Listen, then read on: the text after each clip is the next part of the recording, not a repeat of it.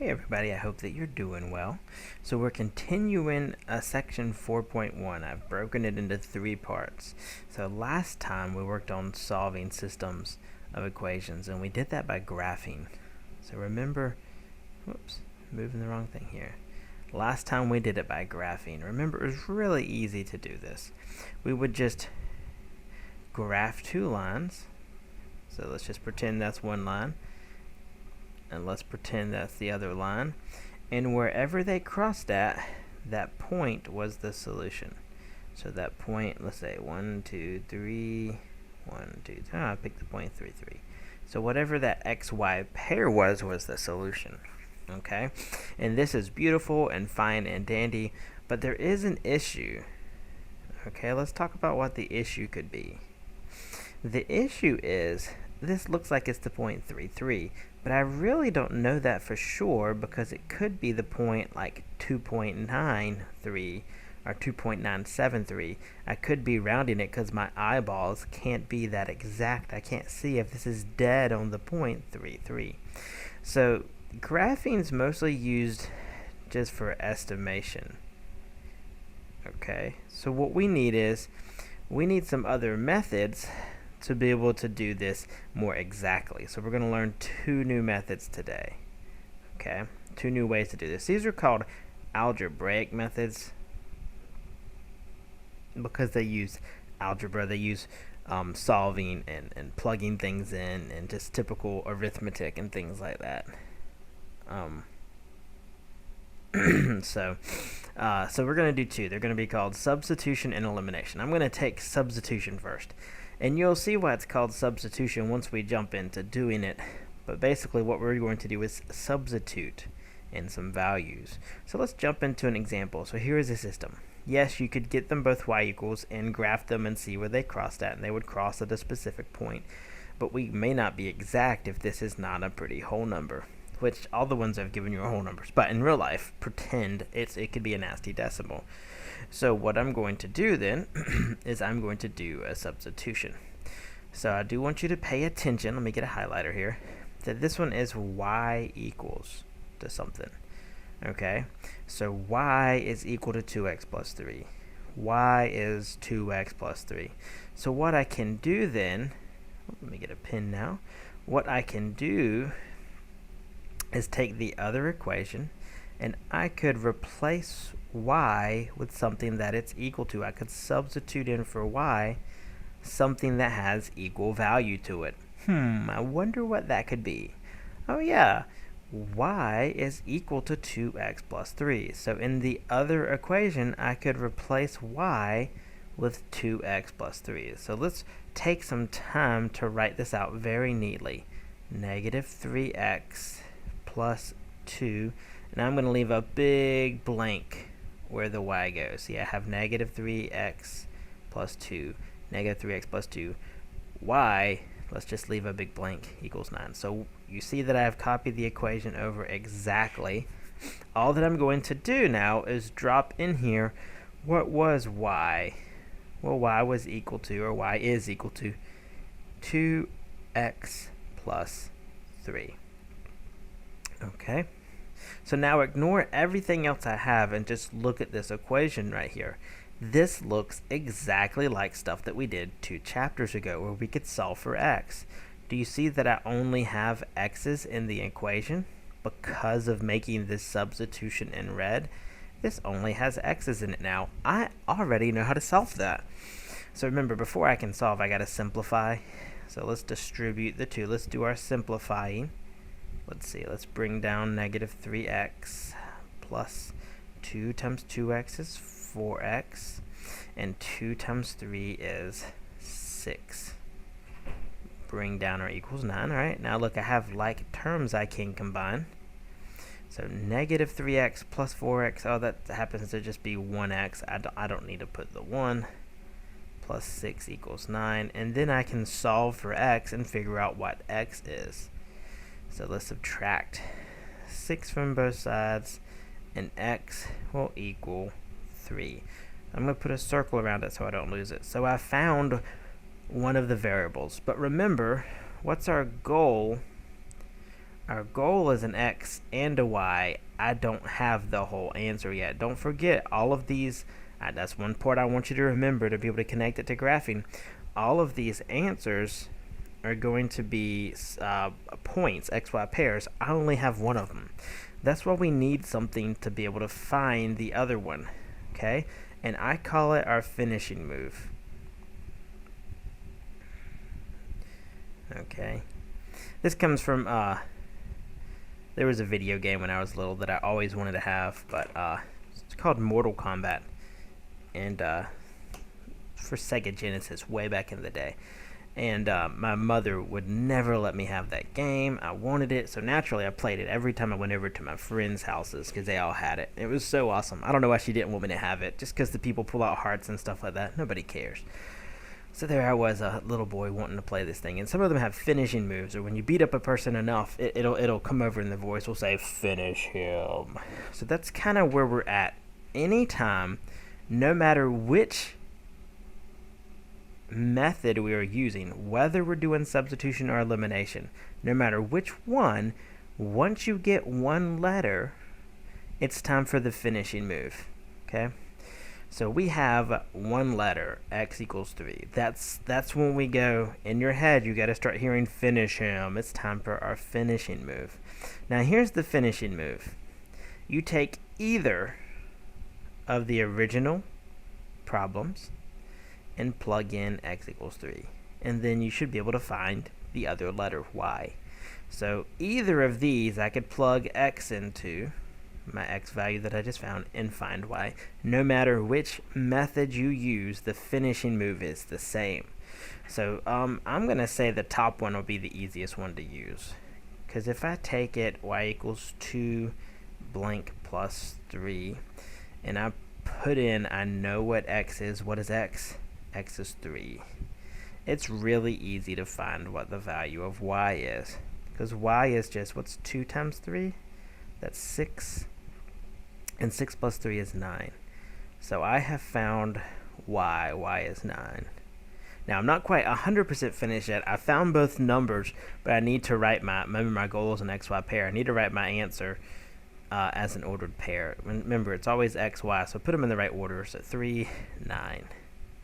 3, 9. So there, I am finished now. We used our finishing move. Finishing move always gives us the other variable. All right, awesome. Let's try another one. Let's go try another example. So here's another one. Once again, let me get a highlighter. Notice that this one is x equals. For substitutions to work, you need y equals or x equals to be able to substitute in. Okay. And once again, I look down in the other one. Notice last time I knew what y equals, so I replaced y. But this time I do not know what y equals, but I do know that x equals this. And I'm going to use that to replace, well, what does it equal? It equals x. So I shall use it to replace x. So let's do that. -2, a big blank for x. Does anybody understand why I'm doing x this time? Because I know x equals. Alright, minus 2y equals 6. So I've grabbed this equation and I'm just leaving a blank where the x goes. Now, what does x equal to? Right here, x is the same thing as 3y minus 11. 3y minus 11. Now, this is just an equation with y's in it, and I can solve for y. So let's distribute. -2 times 3y is -6y. -2 times -11 is +22. Be very careful with all those signs. And then let's bring down this minus 2y equals 6. Okay. And then I need to combine these like terms. They're on the same side of the equal sign, so I'm going to combine -6y plus -2y. That will make -8y. Bring down my +22. So now everything has been simplified. Now I can actually solve. So subtract 22 over, -8y will equal, what's this going to be? -16. And then I need to divide both sides by -8. and y will equal, let's see, negative, negative, ugly daddy, ugly mama makes a pretty baby, and so y equals 2. So I have a letter, so instantly we should hear finish him. So that means it's time for our finishing move. Finish him. Sorry, that's kind of sloppy. Our finishing move. So I can grab either of the equations. I do want to make that point. Either of these equations will work. I'm going to grab the top one just because it's x equals 3. Now what letter do I know this time? I know what y is equal. So that's the one I'm going to leave blank. So 3 blank minus 11. It all depends on what we know. So I know that y is 2. So let's put that 2 in there. And now I can find the value of x. So x is equal to, let's see, what's 3 times 2? That is 6.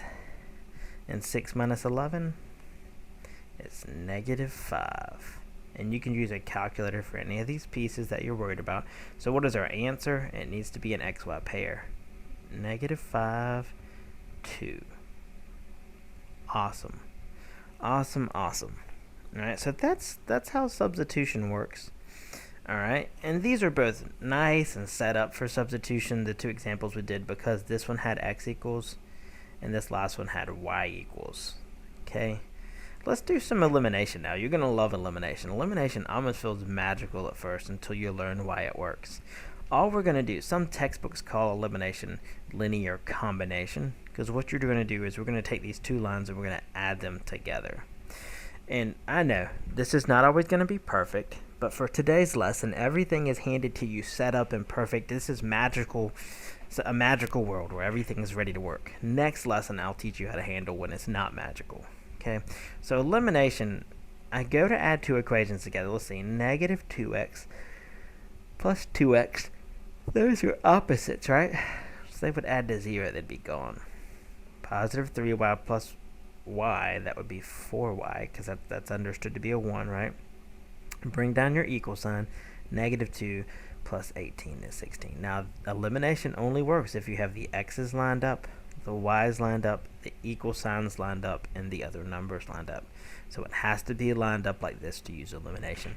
But this is very awesome, because we add these two things together. These canceled out, these eliminated. That's why it's called elimination. And I'm left with a very easy equation to solve for. So I could easily divide both sides by 4, and y is equal to 16 divided by 4 is 4. Very, very easy to get a variable. Now we got one variable. What should you hear? Finish him. Got to do our finishing move. So finish him. So I could pick either of these equations to plug my y value in. I'm going to always try to find the one that looks easier to deal with. I say this one because there's no negatives. So let's see, what letter do I know? I know y, so let's be sure to leave the blank for y. So 2x plus blank equals 18. And what did we find y to be? 4. So I just have 2x plus 4 equals 18. This is not going to be hard at all to solve for and find my value of x. I just need to subtract 4 over. So 2x will equal 14. And then divide by 2. So x will equal 7. So I have found both letters, so now I can give my final answer, xy, a ordered pair, 7, 4. Okay. Which one do you like better, substitution or elimination? They're both pretty awesome if you ask me. They both have their uses.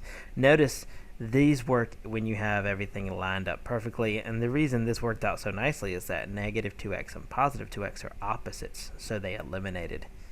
I had these set up for substitution nicely because that was x equals and y equals. Okay, let's do another elimination. Here's one. Like I said, if I'm going fast and you want to pause and think about things, I think I would suggest pausing and staring at things and thinking a little bit to fully understand this, because this is the building lesson, the launch off lesson for our next lesson, okay?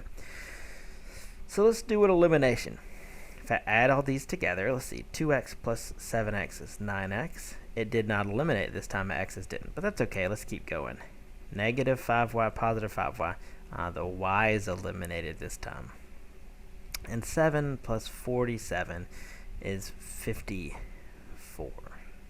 And then look at what I'm left with, a really easy equation to solve for x. I just need to divide both sides by 9, and x will equal 6. So I found 1. So with elimination, the first step is always easy. Now it's time for our finishing move. Finish. Well, it doesn't matter what I write. Finishing move. So let's pick either of these. It does not matter. I might pick the top one just because of smaller numbers, but I do have to be careful with a negative. Let's see. I know x, so I need to leave the blank for the x. 2x minus, so 2 blank minus 5y equals 7. And what is x? 6. Put a 6 in there. All right, let's see. 2 times 6 is 12. Alright, now very carefully let's solve for y. This is a positive 12, so I need to subtract 12 from both sides. Because remember, this minus sign, this negative, belongs to the 5y. So minus 5y will equal to negative 5. And then finally I need to divide both sides by negative 5 to get the y by itself. And the y will equal, let's see, negative, negative, ugly mama, ugly daddy makes a pretty baby. 5 divided by 5 is 1, so positive 1. Awesome. So what is our final answer? 6, 1. XY, 6, 1. All right, I hope you're doing fine. This is just kind of using these methods, rolling along. Now, this is supposed to mimic everything that we could solve for with graphing. Okay? And so we've done that. We've done really well. But what about... we haven't seen any no solutions or infinitely many solutions yet. How is that going to look with these two methods? Well, let's do some substitutions. I got one of each. These are not going to be very common. Just know that they're kind of rare. But I got one of each, no solution, and infinitely many solutions. So you know right away when you have a special case. You know right away when it's one of these. Because I'm going to go, notice I have y equals... so I'm going to substitute in for y that value. So let's see, 8x minus 2 blank equals 10. What am I plugging in? Y is 4x minus 5. 4x minus 5. Alright, so let's solve for the x. So before I can solve, I need to simplify, right? Which means I need to distribute. Let's see, negative 2 times 4x is negative 8x. And negative 2 times negative 5 is positive 10. And then you look at this and notice something funny. 8x minus 8x, oh my. I'm left with 10 equals 10. So here's the deal. If both x's and y's disappear, if they both eliminate each other out, then you know you have one of these special cases. No solutions or infinitely many. Now I need to be able to tell them apart. Here's how you tell them apart. Is this true or false? Does 10 equal 10? Yeah, that's true. Okay, and you think of true as a positive thing in your head, right? False is a negative thing, true is a positive thing. Which would be a positive thing and which would be a negative thing? Having no answers or having lots of answers? I'm going to say this would be a more positive thought process. So if it is true, it's infinitely many solutions. Okay? Now let's look at this one. This one you can probably guess now is going to be a no solution. Notice I know what x is equal to. X is equal to 2y plus 1. And I will plug that in for the x, not the y. Oh my goodness. Ignore where I'm drawing my arrow. That is the x value. So 3 blank minus 6y equals 5. And what is that blank? What is x? 2y plus 1. So I'm going to simplify, and the y's should cancel out. Let's see, that would be 6y plus 3 minus 6y equals 5. And do you see that? 6y minus 6y, they're gone, and you're left with 3 equals 5. Is this true? No, it's not. So what that means is This one has no solution. Okay? So if you're left with a true statement, it's infinitely many. If you're left with false, it's no solution. And this works exactly the same way for eliminations. This is how it will look for eliminations. And you go to add them together. Those cancel, those cancel. So there's nothing left on this side. Equal sign. 6 plus 5 is 11. So is this true or false? This is false. So that means this is a no solution. Notice when everything canceled out on the left, I put a 0 to hold the left side. Okay. And the same thing over here. You go to add these together, and 5 and negative 5, that's gone. 3 and negative 3, that's gone. So I'm going to put a 0 to hold that side. Bring down your equal signs. 2 minus 2 is 0. So this time 0 equals 0 is true. So that's infinitely many solutions. Okay. Now I just wanted to show you these to show you that how the special cases look. Okay. Know that these are not common. If you get these on the test, you'll probably only get one of them if they get them on the test at all. Most of them are going to come out to points, actual values. Okay. Actual points. Those are more common. Okay. So that's all I have for you today. So the lesson in there is going to actually be Know My Math Lab for this section. Okay, this is the first section, the only section we'll do with Know My Math Lab. So there's only a worksheet for this section. Okay, just letting you know that now, so I won't get 2 million emails later. Not that I mind emails, just letting you know so that you won't panic. All right, awesome. You guys have a good day.